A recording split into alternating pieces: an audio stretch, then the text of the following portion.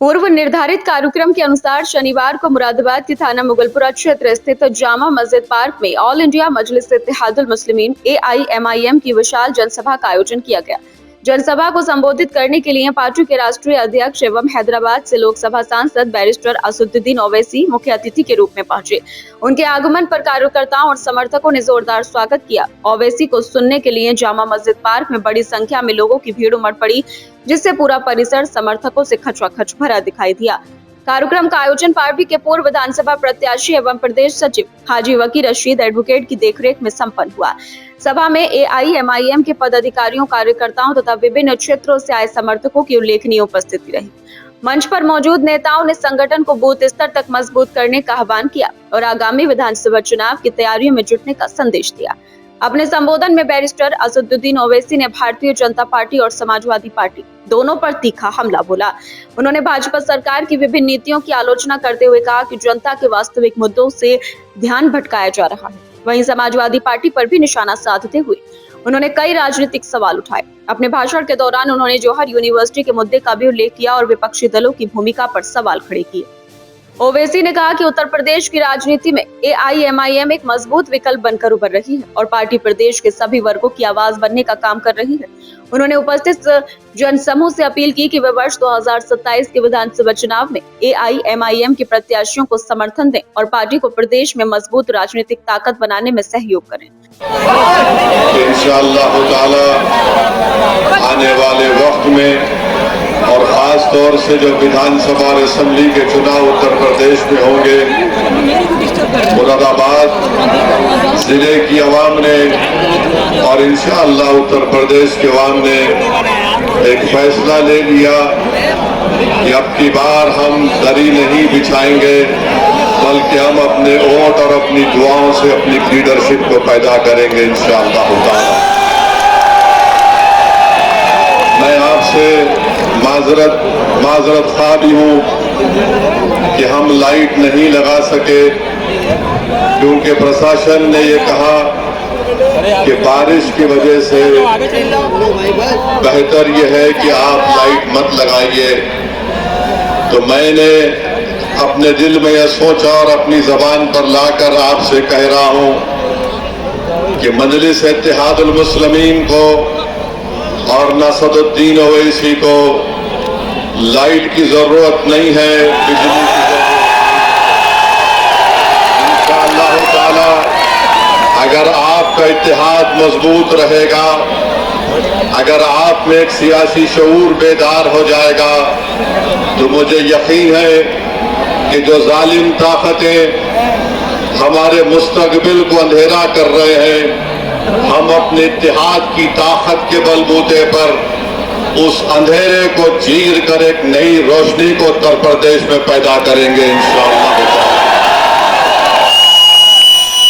और अल्हम्दुलिल्लाह आपने लाइट का बेहतरीन इंतजाम कर लिया अपने सेल फोन की लाइट खोलकर। तो मुझे यकीन है कि ये नजारे देखकर लखनऊ में बैठे बाबा भी परेशान होंगे और नागपुर में बैठे RSS के लोग भी फिक्रमंद रहेंगे। और मुझे पूरा यकीन है कि अखिलेश भैया की रातों की नींद अब हराम हो जाएगी, क्योंकि ये सब ये समझ रहे थे कि इनको डराओ, इनकी घर को बुलडोजर से तोड़ दो, इनके हौसलों को पस कर दो, इनको झूठे मुकदमे में डालकर जेल में डाल दो, तो ये डर कर हमारे खिलाफ खड़े नहीं होंगे।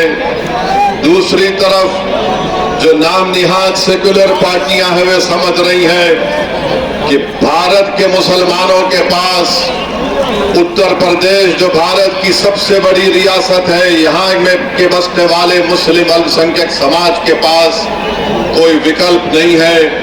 मैं उनसे कह रहा हूँ, तुम ये जो बात कहते थे कि विकल्प नहीं है, विकल्प है, और ऐसा विकल्प है जो इंशाअल्लाह ताला फिरका परस्त ताकतों से पंजा आजमाई भी करेगा और उनको आने वाले चुनाव में शिकस्त भी देगा।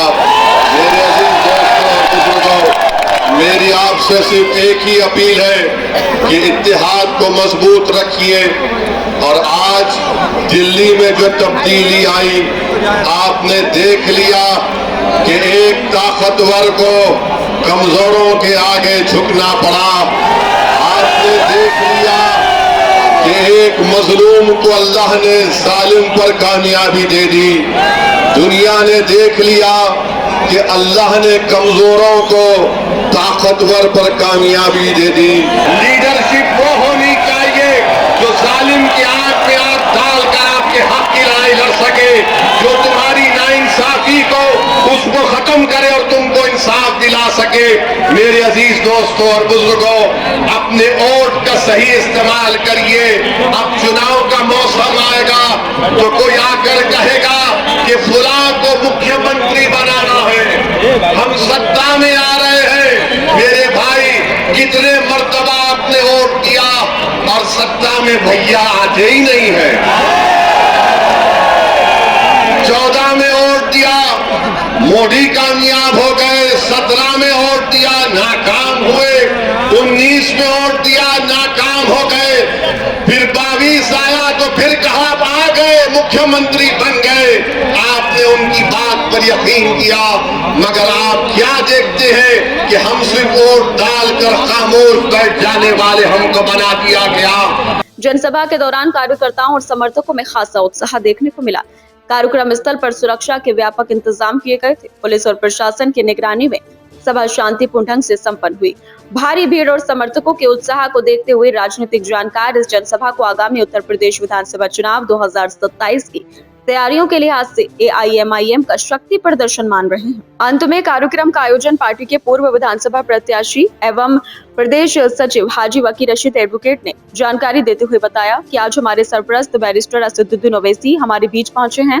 उन्होंने क्षेत्र की जनता का आभार जताया और ऑल इंडिया मजलिस इत्तेहादुल मुस्लिमीन को मजबूत करने का आह्वान भी किया। उन्होंने जानकारी देते हुए बताया, कैसा रहा प्रोग्राम और क्या संदेश दिया? मैं मुरादाबाद शहर के लोगों का, देहात के लोगों का बहुत शुक्रगुजार हूँ।